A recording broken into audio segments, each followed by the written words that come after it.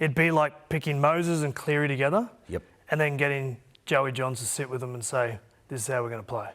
Billy is the greatest fullback the game's ever seen. Both Ponga and Walsh idolised Billy, I imagine, right? And he's going to sit down with both of them and say, hey, listen, this is how it's going to work. And when you two come out in the field together at the same time, we're going to go up a couple of revs. Interesting with Latrell being ruled out now.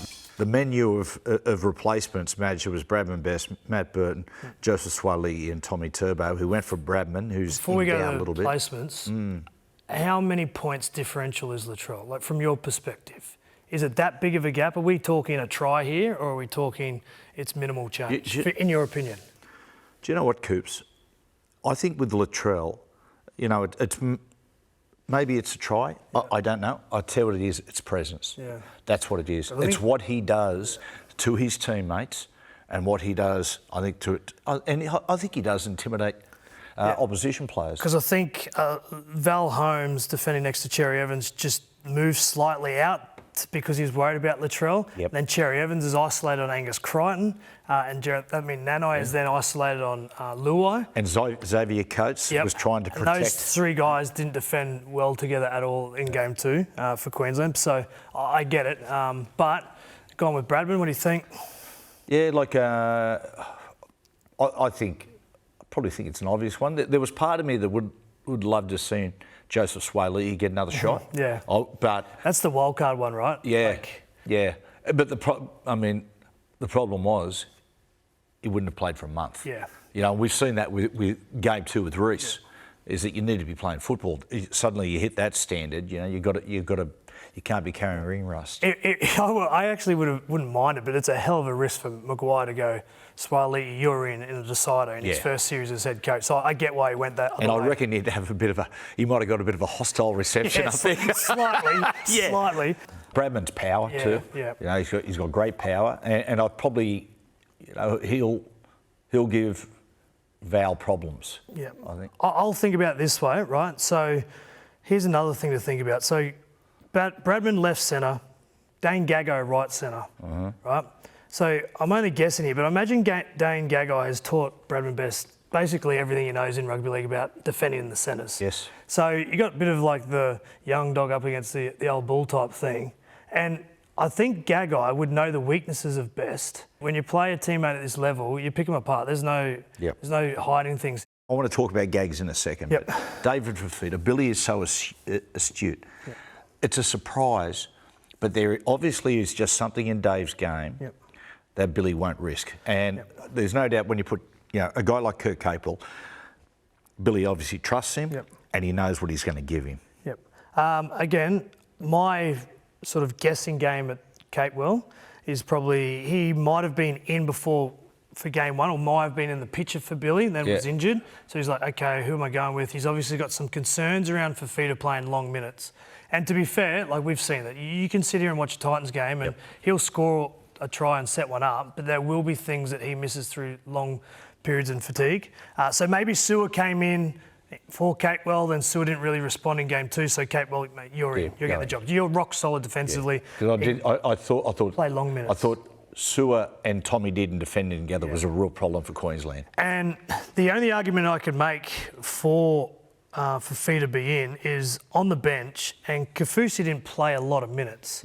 Now, Dave would have a bigger impact than Kaufusi for 10, 15, 20 minutes max for a period of time. But there's probably just something that Billy has seen in his dungeon, watching every player that he's able to watch Queensland, that he just doesn't want to get to at the moment. He will get there at some stage, but maybe there's something there. I'll tell you what, Coops, I'm really happy for Dane Gagai. I have mixed emotions because he's close to my favourite player that I've seen in the last 20 years. I just love what he's about. I love the fact, I mean, he's first in at the Newcastle Knights, Coop. They were really tough years for the Knights. And he just turned up, like, in his whole, that first few years he was there, you could have counted his poor games on one hand. Every single game he went out, gave it all he's got. 2 Wally Lewis medals, of course, from the wing, which is incredible. And I've got mixed emotions because I love him so much as a player. But, mate, he worries me from a New South Wales perspective because he's got that ability to elevate. And he played well on the weekend. Oh, he was brilliant. Isn't it funny? One thing, like, that obviously he had the sense, or maybe given a tip, that. Little phone call from Billy. And mate, he was sensational. I like it. Yeah. I really do. What Gagai's delivered to Queensland on the wing early on, like it's some of the best performances of Queensland winger for a long time. And I just feel like in an Origin decider, when you need something, someone like Gagai is the type of person who can deliver it. Like he will lift of a performance like this. And he wasn't a player that, I think it was a couple of years ago when Billy got the job, we all thinking, Gagai will be in the side, Hammer comes in. And Gagai never dropped the bottom lip. He said, Billy, whenever you need me, I'm here. He was called in at 80th man at different stages. And I feel like this is just like not meant to be or anything like that, but I like how this has all worked out. Getting up for big games. So you played with Gags at Origin level, of course. I'm just curious what he's like before the game, because that ability to use emotion to elevate yourself is a really underrated skill. Yeah.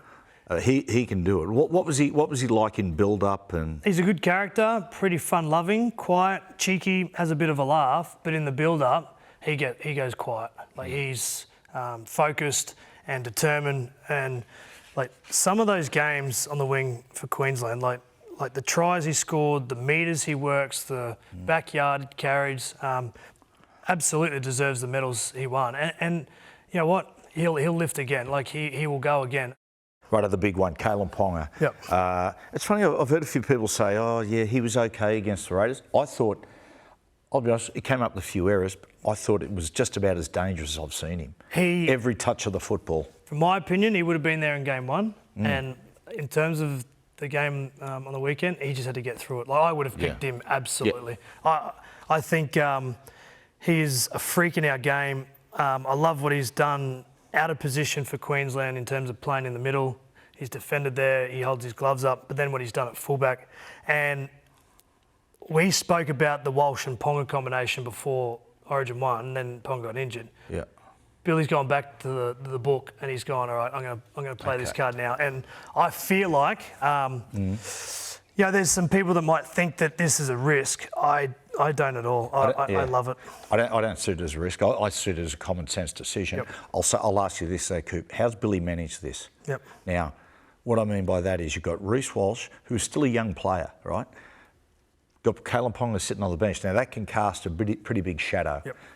It'd be like you getting selected as a young player in Origin and they put Jonathan Thurston on the bench. Completely. Right? How do you manage that if you're Slater? Completely understand it, and I'll flip the script and put it in a New South Wales way. It'd be like picking Moses and Cleary together, and then getting Joey Johns to sit with them and say, this is how we're going to play. Billy is the greatest fullback the game's ever seen. Both Ponga and Walsh idolised Billy, I imagine, right? And he's going to sit down with both of them and say, hey, listen, this is how it's going to work, and when you two come out in the field together at the same time, we're going to go up a couple of revs. Where do you think Ponga plays? Do you think he plays in the middle like he did in 2018? I think he plays in the middle. Yep. I think that would be his first call, but I also wouldn't put it out of the context if you just interchange Dearden and Ponga or whatever. So there could be that option, depending on how the game goes. But he has definitely got a play. Like you could, think of defensively, there's going to be a question, right? No doubt about that. Like how's Ponga going to stop Payne, Haas and Angus Crichton after what they did? Spencer Leniu off the bench, right? That's a difficult thing. But think about it the other way when the ball's in their hand, like having Walsh on one side of the field, Ponga on the other. Like the centres will be going crazy, particularly Bradman Best. Well, it's very similar to us with Connor Watson. Bringing Connor on, he's not a big body, but Madge, what's crucial is the timing of it. If all of a sudden you're enjoying a good period in the game and the opposition is looking a little bit tired, on comes Connor Watson. I think it's the same thing with Kalyn. If all of a sudden Queensland are starting to win that yardage battle, bringing him on the field is a huge weapon. Just as an example, let's pretend the ball's in the middle of the field and Dylan Edwards is marshalling the troops defensively, and he looks up and he sees Ponga on one side, Walsh on the other side. Which way does Edwards put all the defenders? Does he go lean one way? Does he lean the other? So I think that's as simple a thing as it is.